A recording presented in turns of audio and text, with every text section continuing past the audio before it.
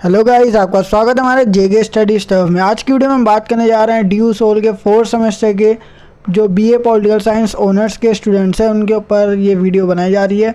और साथ ही साथ उनका जो एग्ज़ाम है वो 21 मई को है और जो उनका सब्जेक्ट है वो है हिंदी का वैश्विक परिदृश्य। ठीक है, तो इसका चैप्टर नंबर फर्स्ट जो है मैं ऑलरेडी कंप्लीट करवा चुका हूँ। इस वीडियो में हम बात करने जा रहे हैं हिंदी के प्रचार प्रसार में विभिन्न संस्थाओं की भूमिका, मतलब कि ये हमारा चैप्टर नंबर 2 है। ठीक है, तो इस चैप्टर में से ओनली 1 क्वेश्चन जो है मतलब कि इम्पोर्टेंट जो है हमारे एग्ज़ाम में जो आता है देखने को मिलता है, हिंदी के प्रचार प्रसार में विभिन्न संस्थाओं की भूमिका का वर्णन कीजिए। ठीक है, तो ये क्वेश्चन बन के आता है और यही हमारे इस चैप्टर का इम्पोर्टेंट टॉपिक है। तो सबसे पहले हम हिंदी के प्रचार प्रसार में विभिन्न संस्थाओं की भूमिका जो होती है, ठीक है, वो नीचे लिखी हुई है। साथ ही साथ मैं पहले बताऊँगा हिंदी का इंट्रोडक्शन। ठीक है, तो कभी भी अगर इस तरह का क्वेश्चन आए ना कि संस्थाओं की भूमिका बताओ हिंदी को लेकर, मतलब कि जो विभिन्न संस्थाएं होती है जिसके अंदर ना बहुत सारे समूह होते हैं, एक जैसे व्यक्ति है देखें, और वो व्यक्ति क्या करता है, अगर 2 3 4 5 6 अगर मतलब कि व्यक्ति ना बहुत ज़्यादा हो जाए तो वो क्या बना देते हैं, ग्रुप। ठीक है, क्योंकि अकेले का कभी कोई ग्रुप नहीं बनता। तो अगर व्यक्ति कुछ ज़्यादा हो जाते हैं ना राजनीति के अंदर, ठीक है, अगर व्यक्ति कभी ज़्यादा हो जाते हैं तो हम क्या बोलते हैं, उसे एक ग्रुप बोल देते हैं या फिर हम उसको संस्था भी कह सकते हैं। ठीक है, जो एक ही प्रकार का कार्य करते हैं। तो ऐसी ना अलग अलग संस्थाएं हैं जिन्होंने क्या करा, हिंदी को ना फैलाने में, मतलब कि एक देश से दूसरे देश में फैलाने में या फिर एक राज्य से दूसरे राज्य में फैलाने में महत्वपूर्ण भूमिका निभाई है। तो वो कौन कौन सी संस्थाएँ हैं उसके बारे में भी हम डिटेल में इस वीडियो में जानेंगे। ठीक है, तो सबसे पहले देखते हैं हिंदी क्या होती है। देखो, हिंदी एक भाषा है, पहली बात ख़त्म। दूसरी बात, वर्तमान में मतलब कि आज के समय में हिंदी विश्व की 3 सबसे बड़ी भाषाओं में से एक है। ठीक है, 3 सबसे बड़ी भाषाओं में ना हिंदी जो है वो सर्वोच्च है, क्योंकि इसके विकास में सरकारी मतलब कि गवर्नमेंट और नॉन गवर्नमेंट मतलब कि गैर सरकारी संस्थाओं ने काम किया। मतलब कि ऐसी संस्था या फिर ऐसे व्यक्तियों का ग्रुप जिनमें ना सरकारी भी है और कुछ प्राइवेट भी है, इन दोनों संस्थाओं ने या फिर कई प्रकार की संस्थाओं ने क्या करा, हिंदी को फैलाने में या विकास करने में सहायता दी है। अगली बात करते हैं, आज हिंदी बाजार की सबसे बड़ी भाषा बन चुकी है या फिर है। हिंदी भाषा ने समाज, ठीक है, आसपास का जो नेचर है, संस्कृति, कलाओं, इसके द्वारा पूरी दुनिया पर वर्चस्व कायम कर रखा है। वैसे तो और मतलब कि हिंदी से पावरफुल भी अदर लैंग्वेज होती है, लेकिन क्या हम हिंदी का टॉपिक पढ़ रहे हैं। ठीक है, तो हमें हिंदी के बारे में थोड़ी स्पेशलिटी जो है ना वो बतानी है, ताकि हिंदी कमज़ोर ना दिखे। कभी भी किसी का इंट्रोडक्शन दिखाते हैं तो उसको कभी वीकनेस नहीं होनी चाहिए। जैसे कि हिंदी है, अगर हम ये बोल दें कि हिंदी की कोई वैल्यू नहीं होती तो ये टॉपिक ख़राब हो जाएगा। ठीक है, तो हमें क्या करना है, हिंदी की ना पहले वो बतानी है स्पेशलिटी क्या क्या होती है। तो देखो, 3 सबसे बड़ी भाषाओं में एक है और इसको फैलाने में या विकास करने में प्राइवेट भी है और गवर्नमेंट, दोनों का ही हाथ है। और दूसरी बात, हिंदी बाज़ार की सबसे बड़ी भाषा है और हिंदी समाज, संस्कृति, कलाओं, इसके द्वारा पूरी दुनिया पर उसने क्या कर लिया, वर्चस्व या फिर जो जिसे कहते हैं नियंत्रण, वो कायम कर रखा है। ठीक है, तो हिंदी के बारे में ना ये डिटेल थी, कुछ छोटी सी इन्फॉर्मेशन। ठीक है, कुछ बच्चों को ये बातें ना पहले से ही पता होगी। अब बात करते हैं अपना सबसे main and important topic, Hindi के प्रचार प्रसार में संस्थाओं की भूमिका। मतलब कि संस्था, जैसे कि मैंने अभी आपको बताया, संस्था वो होते हैं जैसे कि किसी व्यक्ति का ग्रुप, जिसके अंतर्गत कई प्रकार के मतलब कि कई सारे व्यक्ति होते हैं जो मिलकर क्या बनाते हैं, ग्रुप बनाते हैं। और उन ग्रुप को हम राजनीतिक विज्ञान में संस्था भी कह सकते हैं। और संस्था जो होती है पूरी की पूरे ग्रुप में ना एक ही प्रकार का कार्य किया जाता है। जैसे कि अगर मान के चलो संसद क्या है, एक प्रकार की संस्था है और संसद के सभी व्यक्ति का कार्य एक जैसा ही होता है, मतलब कि कानून बनाना। उनका एक ही मोटिव है, वो क्या बनाते हैं, कानून।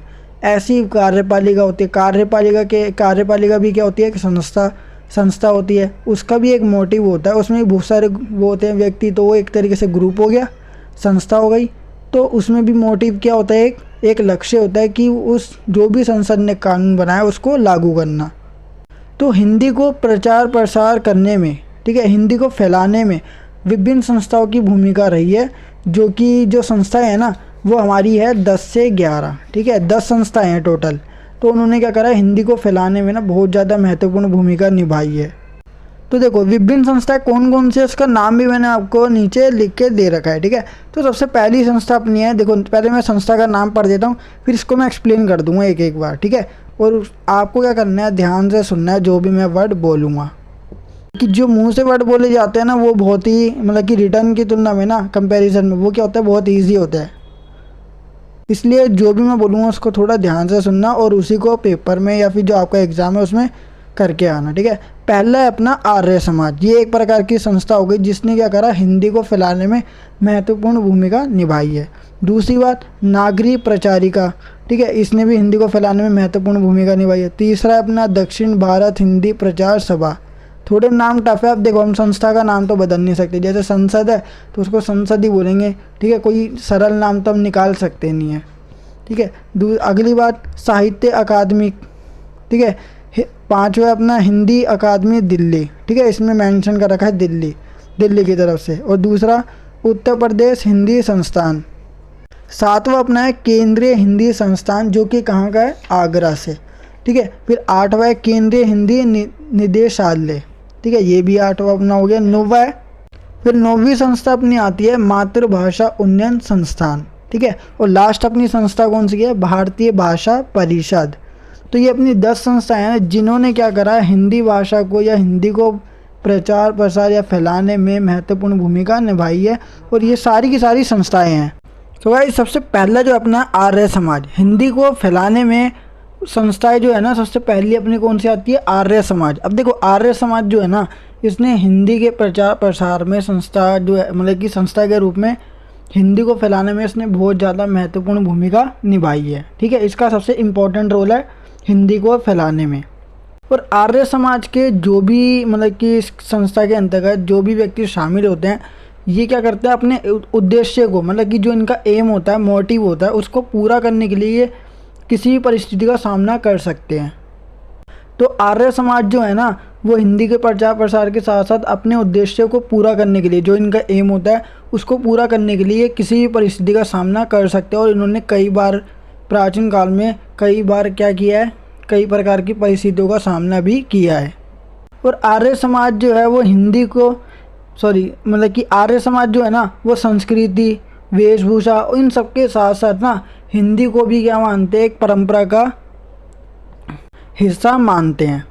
तो इनके नज़रों में हिंदी की मतलब कि बहुत ही ज़्यादा मूल भावना प्रकट होती है, मतलब कि हिंदी इनके लिए बहुत ही ज़्यादा मेन है, ठीक है, आर्य समाज के लिए। तो हिंदी के प्रचार प्रसार में सबसे पहली जो भूमिका वो आर्य समाज की है, इन्होंने हिंदी को फैलाने में महत्वपूर्ण भूमिका निभाई है। तो आपको आर्य समाज से रिलेटेड ओनली इतनी जो मैंने अभी आपको बोला उतनी ही इन्फॉर्मेशन लिखनी है। दैन उसके बाद अपन चलते हैं सेकंड, नागरिक प्रचारिका। तो देखो नागरिक प्रचारिका ये भी एक प्रकार की संस्था है, और इस संस्था का काम क्या था, इसने भी क्या करा था, हिंदी के प्रचार प्रसार में बहुत ज़्यादा इंपॉर्टेंट रोल निभाया था, जैसे कि आर्य समाज ने किया था, ठीक है। अब इसकी बात आती है नागरिक प्रचारिका जो संस्था है, इसकी स्थापना किसने की थी, तो इसकी स्थापना बाबू श्याम सुंदर दास। तो नागरिक प्रचारिका की स्थापना बाबू श्याम सुंदर दास ने की थी, और कब की थी, 1893 में। या फिर अगर आपको पूरी डेट लिखनी है तो आप पूरी डेट लिख सकते हो, 16 जुलाई 1893 में नागरिक प्रचारिका की स्थापना बाबू श्याम सुंदर दास के द्वारा की गई थी। नागरिक प्रचारिका जो है वो एक प्रकार की सभा हो गई या संस्था हो गई। इन्होंने क्या किया था, अपनी राजकीय सभा में हिंदी का प्रयोग किया था। मतलब कि राजकीय जो भी कार्य होते हैं, राजा से रिलेटेड जो भी कार्य होते हैं या शासन से रिलेटेड जितने भी कार्य होते हैं, इन्होंने उन सब कार्यों में हिंदी भाषा का प्रयोग किया था। तो अगली संस्था अपनी आती है दक्षिण भारत हिंदी प्रचार सभा। इस सभा के अंदर सबसे महत्वपूर्ण रोल, ठीक है, इम्पोर्टेंट जो भूमिका है वो है महात्मा गांधी जी की, ठीक है। तो ये कहानी शुरू होती है 1918, ठीक है, 1918। तो इसमें क्या हुआ था, महात्मा गांधी जो थे वो उन्होंने क्या करा था, इंदौर की यात्रा की थी। क्यों, क्योंकि उन्हें हिंदी सम्मेलन में जाना था। हिंदी सम्मेलन में ना उनको बुलाया गया था, तो उन्होंने क्या करा, इंदौर की यात्रा की। और इसी दौरान मतलब कि हिंदी सम्मेलन में हिंदी आ रहा है, तो उनको क्या किया गया, दक्षिण भारत जो है ना, जिसके नाम पर ये जो संस्थाएं बनाई गई है, फिर इसी प्रकार दक्षिण भारत में ना हिंदी को लेकर, हिंदी भाषा के प्रचार को लेकर वहाँ पर एक मजबूत नींव बन चुकी थी, ठीक है, जिसे कहते हैं नींव, वो बन चुकी थी। और हिंदी भाषा को फैलाने के लिए महात्मा गांधी को दक्षिण भारत भेजा गया ताकि हिंदी को और अच्छी तरह से प्रचार प्रसार किया जा सके। तो ये जो समिति थी, संस्था जो है ना, वो दक्षिण भारत में बनाई गई, इसलिए इसका नाम दक्षिण भारत हिंदी प्रचार सभा है। अगली जो अपना संस्था आती है वो है फोर्थ साहित्य अकादमी। साहित्य अकादमी एक प्रकार की संस्था है जिसकी स्थापना 12 मार्च 1954 में की गई थी। और साहित्य अकादमी संस्था के द्वारा भारतीय भाषा जो है मतलब कि हिंदी, उसको प्रचार प्रसार करने में बहुत ज़्यादा महत्वपूर्ण भूमिका रही है। और हिंदी से रिलेटेड साहित्य गतिविधियाँ और भी कई प्रकार की पुस्तकें, उसका प्रकाशन साहित्य अकादमी के द्वारा, संस्था के द्वारा किया गया था। तो इसके अंतर्गत ना पुस्तक से रिलेटेड जो है ना, साहित्य अकादमी के अंदर पुस्तक से रिलेटेड साहित्य गतिविधियाँ, इस प्रकार का प्रकाशन या फिर हिंदी से रिलेटेड कोई भी प्रकाशन जो है साहित्य अकादमी के अंतर्गत आता है। अब आता है अपना अगली जो संस्था है वो है हिंदी अकादमी दिल्ली। तो हिंदी अकादमी दिल्ली संस्था ये सरकार की ना सबसे इंडिपेंडेंट संस्था मानी जाती है, मतलब कि आज़ाद संस्था मानी जाती है। इस पर किसी प्रकार की कोई रोक टोक नहीं होती। और इसके अंतर्गत में ना साहित्य अकादमी की तरह कई प्रकार की एक्टिविटियों को शामिल किया गया, जैसे पुस्तक का प्रकाशन, साहित्य गतिविधि करवाना या फिर उसका परिणाम घोषित करना, इस प्रकार की व्यवस्था इसके अंतर्गत की गई है। और ये सब एक्टिविटी जो होती है, गतिविधियाँ जो होती है, वो हिंदी से संबंधित होती है। और हिंदी अकादमी दिल्ली, ठीक है, जो दिल्ली के अंतर्गत है, इसका जो भी प्रधान है वो मुख्यमंत्री होता है। मतलब कि इस संस्था का जो हेड है वो होता है मुख्यमंत्री। और हिंदी अकादमी दिल्ली के अंतर्गत जो है संस्था, इसकी स्थापना 1981 में की गई थी। इसके बाद अपना आता है 6th उत्तर प्रदेश हिंदी संस्थान, ठीक है। ये जो संस्था है ना वो उत्तर प्रदेश के अंतर्गत है और इसकी स्थापना 13 दिसंबर 1976 में की गई थी। इस संस्था के अंदर हिंदी भाषा और उसके साहित्य और कई प्रकार के जो हिंदी से संबंधित कार्य होते हैं उनका विशेष महत्व या इम्पोर्टेंस होती है। और उत्तर प्रदेश हिंदी संस्थान इसके ना किसी भी प्रकार के कार्य को सही प्रकार से या फिर संस्था के किसी प्रकार के कार्य को सही प्रकार से ठीक से चलाने के लिए, ठीक है, या फिर उसकी गतिविधियों को नियंत्रण करने के लिए ना एक निर्देशक या फिर एक कार्यकारी अध्यक्ष की नियुक्ति भी की जाती है। और इसमें अकादमिक समिति की तरह इसमें भी हिंदी अकादमिक दिल्ली या फिर साहित्य अकादमी की तरह ना इसके अंतर्गत भी ना जो अध्यक्ष है वो मुख्यमंत्री होता है। अगली अपनी संस्थान आती है केंद्रीय हिंदी संस्थान, जो कि आगरा में है। इस संस्थान की स्थापना 1961 में की गई थी और इसकी स्थापना जो है वो शिक्षा एवं केंद्रीय मंत्रालय, मतलब कि समाज के जो मंत्रालय होते हैं, मंत्रीगण होते हैं, उनके द्वारा केंद्रीय हिंदी संस्थान की जो आगरा के अंतर्गत है उसकी स्थापना की गई थी। तो इसके अंतर्गत ना मंत्रियों का योगदान आता है इसको मतलब कि स्थापित करने में। तो एक तरीके से ये सरकारी संस्था होती है, ठीक है। तो केंद्रीय हिंदी संस्था एक प्रकार की कौन सी संस्था है? सरकारी संस्था है। और इसके अंदर ना हिंदी की जो उच्च और प्राथमिक शिक्षा जो भी है वो हिंदी की ना, हिंदी को मतलब कि एक तरीके से लोकप्रिय बनाना है इसके अंदर, ठीक है। तो जो भी जिस भी प्रकार की शिक्षा दी जाती है तो इसका लक्ष्य ये होता है कि जो भी शिक्षा दी जा रही है उसमें हिंदी को मुख्य माना जाए। तो एक तरीके से हिंदी के प्रचार प्रसार में इस संस्था का भी बहुत ही ज़्यादा महत्वपूर्ण योगदान देखने को मिलता है, जो कि सरकारी संस्था है। अब अगला आती है अपनी संस्था है केंद्रीय हिंदी निदेशालय, ठीक है। निदेशालय मतलब केंद्रीय हिंदी निदेशालय अपनी अगली संस्था है। ये भी हिंदी को प्रचार प्रसार में महत्वपूर्ण भूमिका निभा चुकी है। और इसकी जो संस्था है केंद्रीय हिंदी निदेशालय, ये एक दिल्ली के अंतर्गत है और इसकी स्थापना भी सरकार के द्वारा की गई थी। मतलब कि ये भी एक प्रकार से हम कह सकते हैं सरकारी संस्था है। और इसका कार्य मतलब कि साहित्य और साथ ही साथ जिस प्रकार के कार्य ना अलग अलग मतलब कई संस्था करती है, वैसे ही ये भी संस्था उसी प्रकार के कार्य करती है। जैसे हिंदी में पुस्तक का प्रकाशन करना और लोगों को ना रुचि देना कि वो हिंदी को प्रोत्साहित करे और लोगों के प्रति आस्था मतलब कि विश्वास जगाना कि हिंदी क्या एक विश्वास मतलब कि विश्वसनीय भाषा है और साथ ही साथ हिंदी एक पावरफुल भाषा है। लोगों को ना हिंदी के प्रति ना रुचि दिलवाना या फिर उनका विश्वास दिलवाना कि हिंदी एक मतलब कि हिंदी के बारे में ना एडवर्टाइजमेंट करना एक तरीके से। तो ये इनके ना मुख्य कार्य हैं। तो इस प्रकार से हम कह सकते हैं कि हिंदी को प्रचार प्रसारित करने में केंद्रीय हिंदी निदेशालय का महत्वपूर्ण योगदान है, जो कि दिल्ली के अंतर्गत है। 9वीं संस्था है अपनी मातृभाषा उन्नयन संस्थान। ठीक है, मातृभाषा उन्नयन संस्थान की जो स्थापना है ना वो की गई थी प्राचीन समय में, और साथ ही साथ इसका जो मतलब कि संस्था जो है ना ये कहाँ पर स्थित है, मध्य प्रदेश के इंदौरी जिले में ये स्थित है। जहाँ पर क्या हुआ था, हिंदी सम्मेलन के लिए ना किसने यात्रा की थी, महात्मा गांधी ने। और इस संस्था का मुख्य कार्य ना हिंदी को प्रचार प्रसार तो करना है, और साथ ही साथ ना हिंदी को देश भर में फैलाने के साथ साथ विश्व में भी उस मतलब की भाषा को फैलाना है। एक तरीके से हिंदी भाषा को ना अपने देश के साथ साथ अन्य देशों में पहुंचाना या फिर विश्व भर में इसका वर्चस्व कायम करना इस संस्था का क्या है, मुख्य कार्य है।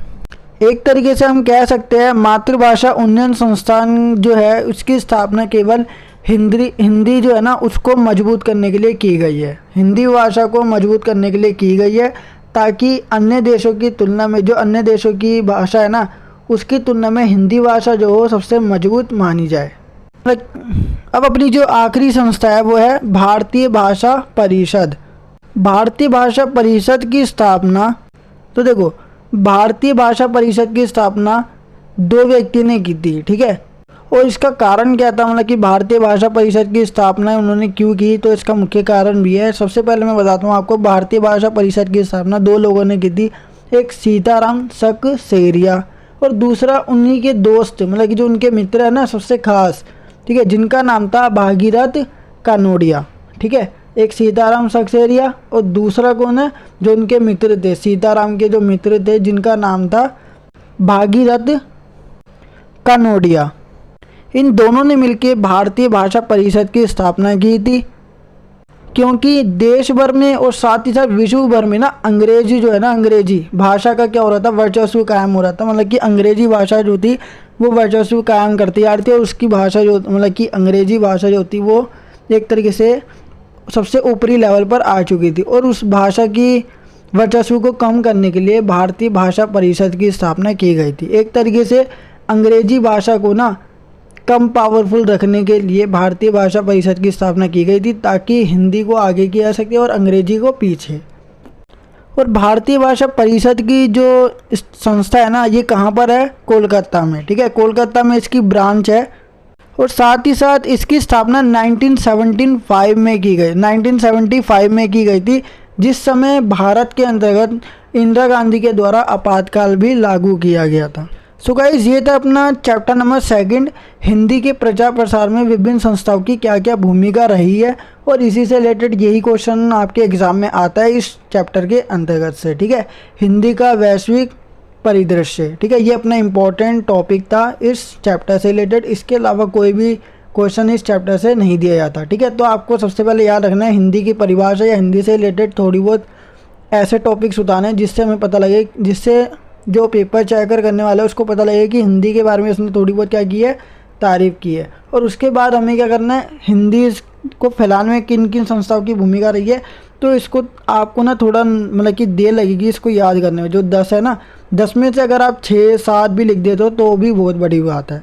ठीक है, तो संस्था ना आपको मैंने मतलब कि 10 पढ़ा दिया, लेकिन आपको क्या करना है 6 से 7, अगर 10 की 10 याद हो जाती है तो और भी बड़ी बात है, लेकिन ज़्यादातर कोशिश करना है कि 10 की 10 याद हो। ठीक है, और गाइस मैं यूनिट 3 के ऊपर इंपॉर्टेंट टॉपिक्स अभी तैयार कर रहा हूँ, हिंदी सिनेमा और हिंदी की दुनिया जो है, मतलब कि हिंदी का वैश्विक परिदृश्य। ठीक है, इसकी जो 3rd यूनिट है ना अपनी, उससे रिलेटेड मैं इंपॉर्टेंट टॉपिक्स तैयार कर रहा हूँ, और 3rd यूनिट जो है आपकी नाइट तक रेडी हो जाएगी। जब तक मैंने जो आपको 2 चैप्टर कंप्लीट करवाए हैं उसके ऊपर रिवीजन करो, ताकि ये बिल्कुल आपकी क्या हो जाए, एकदम पक्के हो जाए, और जैसे ही आपको क्वेश्चन दिखे तो आप सीधा आंसर करने लग जाएं।